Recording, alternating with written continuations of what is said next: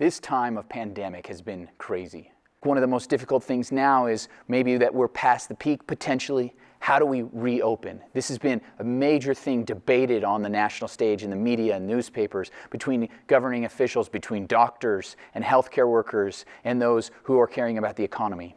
Now, I personally don't know. I have literally spoken with experts and I've read a lot and studied a lot, and it's difficult to determine. This is an extremely challenging time, and what we are supposed to do during this time is not to be experts. Everybody thinks they're expert, but nobody knows. Nobody knows the full extent of what's going on because this is such a new thing, a novel coronavirus. But what we can do is look to those who are in leadership because God has actually put those people in place for our good. When we submit to governing authorities, we submit to God. That's actually what Peter wrote in the first century. He wrote in 1 Peter chapter 2, verses 13 and 14, he said, "Submit yourselves for the Lord's sake to every human authority, whether to the emperor as the supreme authority or to governors who are sent by him to punish those who do wrong and commend those who do right." He goes on in verses 15 through 17. "For it is God's will that by doing good you silence the ignorant talk of foolish people. Live as free people, but do not use your freedom as a cover-up for evil. Live as God's slaves. Show proper respect to everyone. Love the family of believers. Fear God. Honor the emperor." In case you think that we have it hard here trying to submit to perhaps a president or a national federal government that you disagree with, or a local government you disagree with, or a governor you disagree with, well, Peter lived in the Roman Empire with emperors who were not Christians. In fact, they engaged personally in all sorts of orgies and crazy stuff, and on a governing level, they executed people on a whim. These were not God-fearing Christian rulers that were leading the nation or the world at their time. And yet Peter still says submit to them. Why? For the Lord's sake, he said in verse 13. See, when you submit to governing authorities, you submit to God. It is for the Lord's sake that we do this. And those governing officials in Peter's day would have made all sorts of decisions. I mean, they were literally throwing people to be killed in the games by wild animals, including Christians. So when we are looking at our day and age, things are not as bad. Our president, our governor, our mayor, they're not as bad as they could be. So we should submit to them because that is actually what God commands us to do. That's what he commands us to do. Now, there are certain times where we should disobey those in authority above us. Now, there are exceptions. Even Peter himself, because Peter and John were preaching in the book of Acts, and they were told by the governing authorities to stop preaching the gospel, and they said, well, we must obey God rather than man. So there are certain instances where we need to look at God's law because God's law is more important. So we obey God, we submit to God above governing authorities.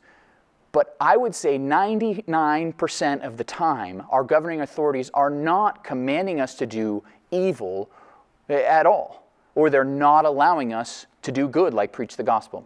Some people are looking at this instance and saying, hey, we're having our freedom of religion, our freedom of assembly, our freedom of worship taken away from us. And yes, that is a right that we're guaranteed in our Constitution. But Peter says in verse 16, live as free people, but do not use your freedom as a cover-up for evil. Yes, we are free, but we don't need to use our freedom for evil. Now, what's really interesting, I heard Governor Polis on a phone call several weeks ago, and he was not saying, you don't worship because I don't want you to worship God. He was saying, don't meet together in groups to protect people's lives and protect the spread to your community, not just protect your own congregation, but to protect the people that they interact with. We want to stop the spread for health reasons. And he said, we want to encourage you to go online, have worship services online. He even said, our communities need religious leaders right now. And he even asked for us to step up to help.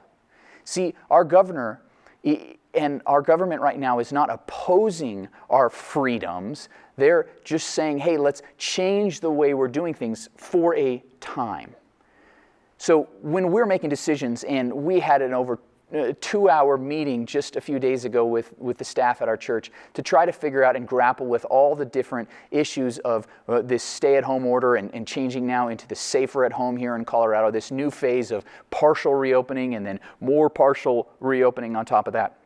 How do we deal with it all?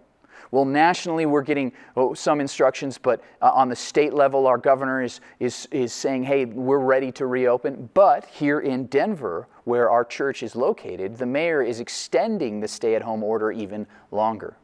So who do we obey? Well, we obey and submit to those governing authorities above us, because they're not telling us to do something illegal or sinful or wrong or not do something good that we are commanded by God to do. We are still worshiping together as a family. We're still learning together. In fact, we've been doing these devotionals. I hope that some of you are growing more spiritually now than ever before. And so in these things, we as a church are saying, hey, we're going to submit to governing authorities, because as Peter is teaching us, when you submit to governing authorities, you submit to God. So I want to ask you, what are your thoughts? Do you think it's okay to not worship during this time physically together? Or do you think that's breaking our freedom of religion? Do you think we should fight on this? Or do you think this is a time where we say, hey, let's stand out. Let's stand out, as we talked about yesterday. Stand out, live in hope, show a difference to people by submitting to the governing authorities and seeking the best, the welfare of our town, city, region.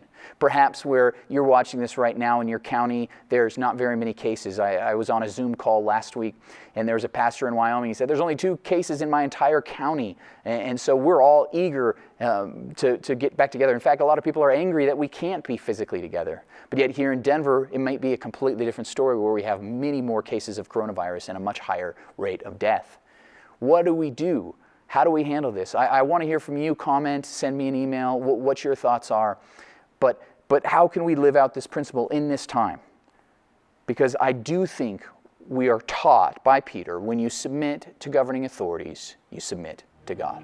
I want to hear from you.